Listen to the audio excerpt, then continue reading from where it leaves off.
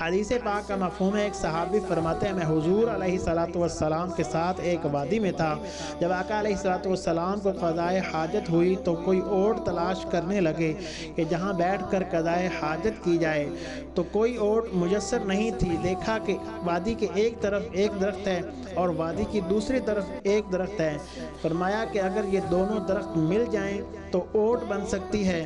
تو حضور علیہ الصلوۃ والسلام ایک درخت کے پاس تشریف لے گئے تو فرمایا اس درخت سے کہ اللہ کے حکم سے میرا تابع دار بن جا، تو وہ درخت آپ کے پیچھے پیچھے ایسے چلنے لگا جیسے کوئی تابع دار اونٹ بندے کے پیچھے چلتا ہے۔